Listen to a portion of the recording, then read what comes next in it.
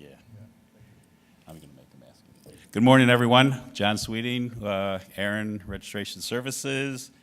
I'm going to give you a quick update on what we've been doing in RSD over the last few months since our last meeting. The overview, I'm going to, of course, talk about current staff, past year ticket review, wait list status, reserve pool, and IPv6 status update. So the current RSD team, there's 12 of us. The newest member is Christy Lee. Lisa is the manager of the team. Everybody reports to her except for Kathy and John Worley. The three of them report to me.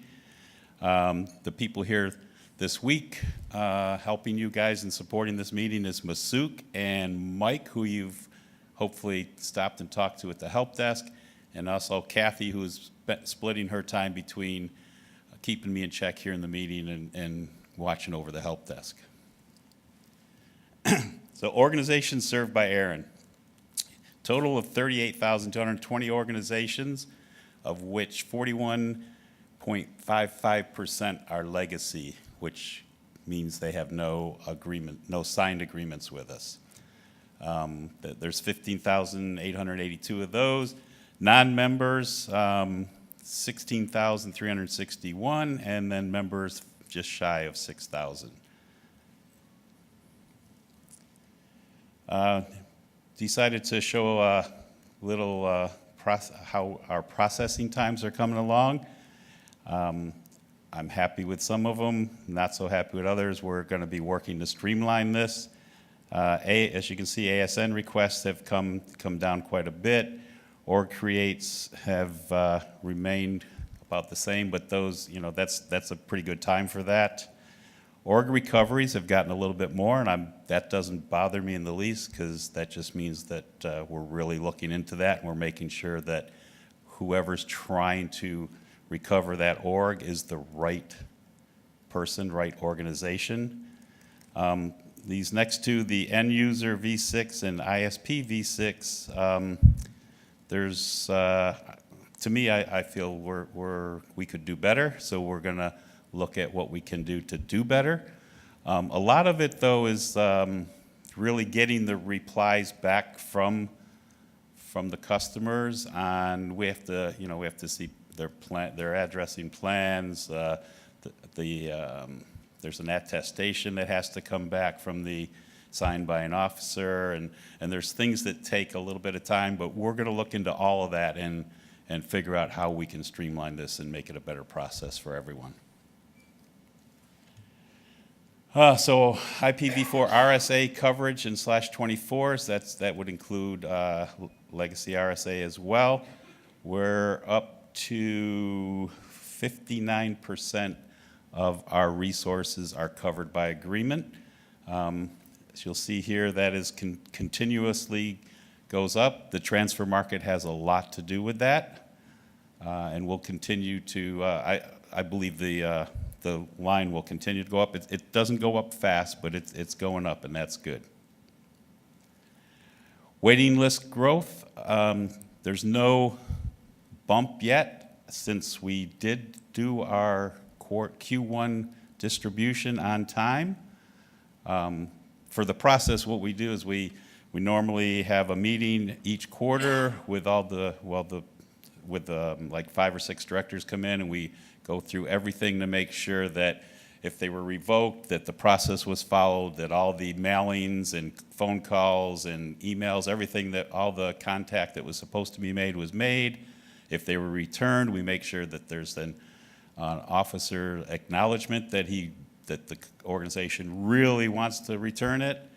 And then there's just some that we just have to go through, and over the years, they've been revoked or returned, but they're still being routed, and we do cleanup work with that, reaching out, contacting the networks that are routing them, and it's just a lot of work, and so we're very, very careful before we reissue any space. I'll wait until I get to this slide. So as everybody knows, waiting list distribution has been suspended as of 7 February 2019. The staff is continued to process and approve requests and added people to the list.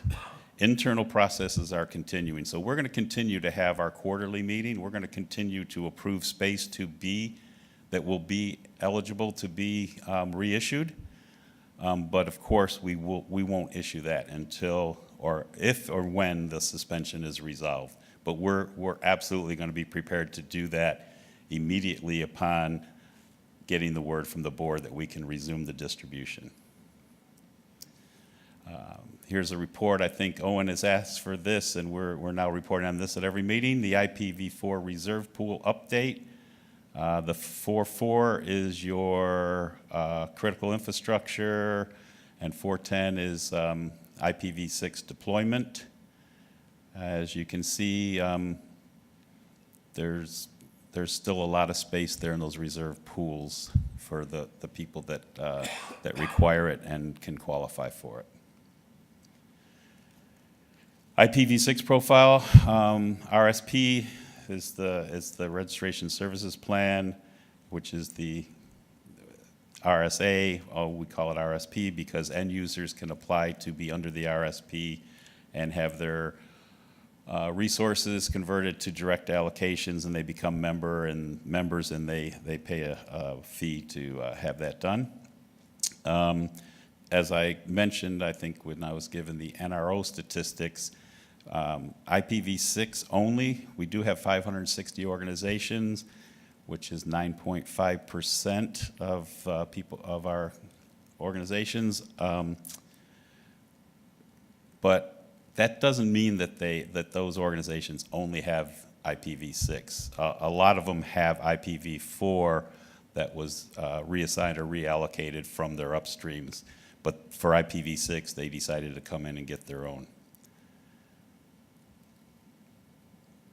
Over in 2018, Lisa instituted a program within RSD where each one of our staff analysts publish a blog. They get to select from a list of topics. We're taking suggestions now for topics. We've done a few already this year. John Worley's has posted one for our time at CanWISP a couple weeks ago, and there's been a few others that are done. So each one of it's a professional development, a lot of other things. The reason we have our staff doing these blogs for you, and they're really the ones. They're the ones that talk to you. So they're the ones that know what you're asking. They know where your interest is. So that's one thing we're doing. We have a telephone help desk, phone staff 7 a.m. to 7 p.m. Monday to Friday, Eastern time, Monday to Friday. Average wait time is 17 seconds. I understand that 17 seconds is normally due to the announcement you have to listen to. The phone gets picked up pretty quickly after that. And the most common topics are point of contact validation, ticket status, ARIN online use, and transfer-related questions. I also wanted to inform the community at this meeting that we have initiated a pilot 24/7 helpline. We have a few volunteer organizations. It's for support of the technical services, RPKI, DNSSEC, reverse DNS problems. We've initiated that. We have a few organizations in this pilot program that we're using as a proof of concept, and our goal is to have it tweaked and ready to roll out to the full community later this year. If anybody's interested in that, grab me anytime you see me walking around the meeting, or you can email me, call me, whatever. I'd also wanted to mention that there's a new slide that I'll have in the fall. We have part of when the new website was deployed. Also, there was a feature that we've been waiting on in RSD, and that was customer or RSD initiated tickets for the customer. So I'll be reporting on stats on that at the next meeting. But right now, since March 2nd, There's been roughly 12. 6 of them were for 8.2s, 4 of them were for 8.3s, and 2 of them were for IPv4 requests. And basically what it is when you call into the help desk, you need to have a ticket and initiate it, and you're not really sure of how to do that. Staff will walk through that. And we used to have to walk you through screen by screen and explain everything to you, which we still do, but instead of you having to do all the work, we do all the work and generate the ticket. That ticket then goes to the customer for approval back to us so we can then take action on it. We don't generate the ticket and take action on it. It has to be approved by that POC that's in there requesting that ticket to be generated. So I think that's it's a very good enhancement, and I think it's going to help a lot of people out there in the community. So with that, Andrew, what was your question?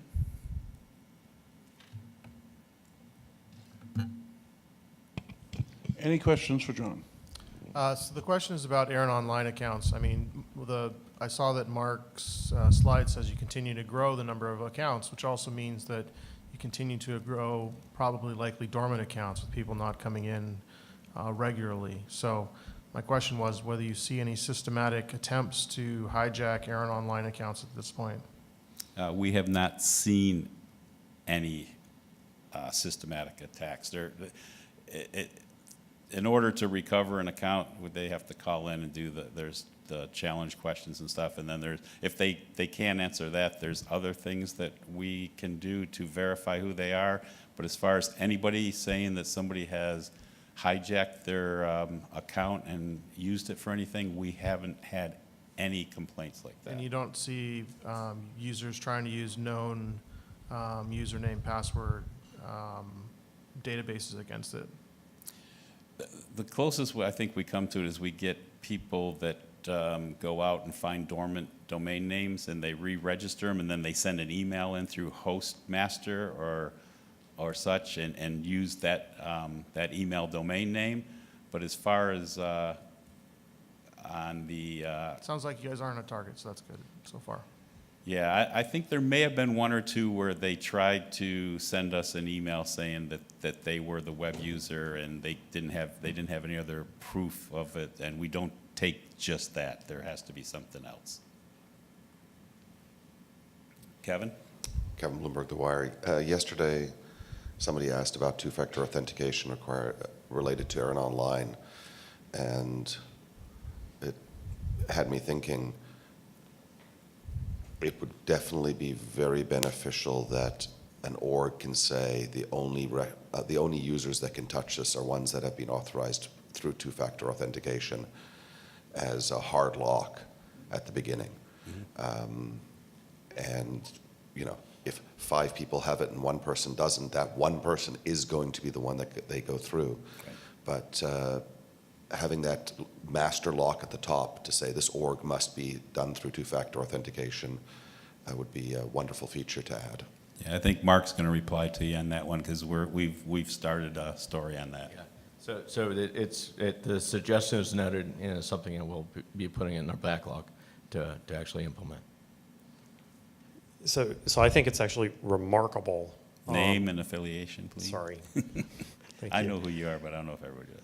Steve Wallace, Indiana University. I think it's remarkable that it hasn't been a target via phishing attacks like the DNS registries. I would assume it either is and it's just not being detected, or it will be. You have assets that are worth a lot and trade via paperwork. You'll have to go get them physically. So I would encourage you to think about enhancing things like authentication as well as your ability to detect patterns of behavior. And I'm speaking from a community where this has been happening. Things like phishing accounts of staff members at universities and then redirecting just part of the direct deposit. Those are things that universities now have to deal with and have changed their behaviors to mitigate the risk. Yeah, so the vector we've seen is that they will actually create their own ARIN web account, and then they will try to do POC recoveries or org recoveries to get tied to that. But as far as, we have not noticed or seen people trying to actually hijack web account users' accounts. Hi, Leif? John. Yeah, Leif Sawyer, GCI, ARIN AC. Is there any move to add U2F or FIDO2 authentication for the multi-factor? So you can use hard tokens. That would be a Mark or Deb. I don't know if there's any stories on that, or? No, so we use OTP as the protocol. So if you can have a token that has a provider that uses OTP, we're all set. I don't know if anyone does, but that's interesting. So usually with the hard token providers, you also have to, there's usually some sort of backend that's associated with it too. So anyways, we could talk about this a little bit more offline. Leif, if you have a particular support for hard token you need that doesn't support OTP, then ARIN suggestion process, please. Okay? Okay, thank you. Thank you, John.